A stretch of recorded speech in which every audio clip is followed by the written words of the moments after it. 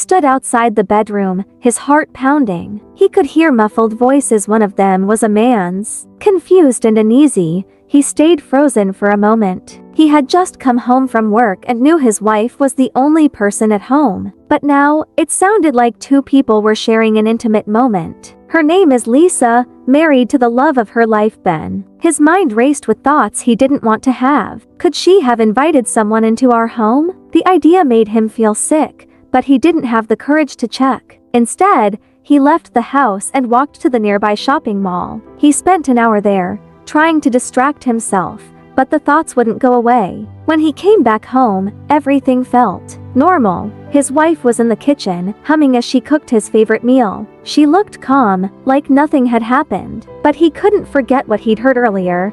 How could she act like this after being with someone else? He thought, his chest tight with pain. He didn't say anything, but he felt distant and heartbroken. Over the next few days, he avoided her. Whenever she tried to get close, he told her he was tired from work, but inside, he was hurting too much to even look her in the eye. His wife started noticing his behavior. She missed the warmth in their relationship and decided to fix it. One evening, she planned something special. She wore a beautiful dress and set the mood with soft, colorful lights. The house felt cozy and romantic. She brought him a glass of red berry cream and smiled at him in a way he couldn't ignore. He looked at her, wanting to pull her close, but his heart still ached. "You know I love you," he said softly, "but I don't share what's mine." She froze, confused by his words. "What do you mean?" she asked, her voice shaking. He sighed, his pain spilling out. He told her about the day he came home early, how he'd heard voices in their bedroom, and how it had been eating him up inside.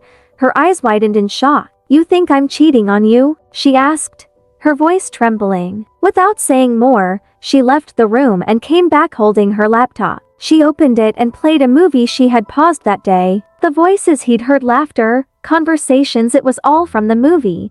He stared at the screen, feeling both relieved and guilty. "You should have told me," he muttered, his voice heavy with regret. She gave him a small smile, though her eyes were teary. "You could have just asked me," she said gently. He pulled her close, his heart aching for how much he had doubted her. "I'm sorry," he whispered. "I let my fears get in the way. You're my everything." As they hugged, the tension between them melted away. They promised to always talk things through, no matter what. That night, their love felt stronger than ever.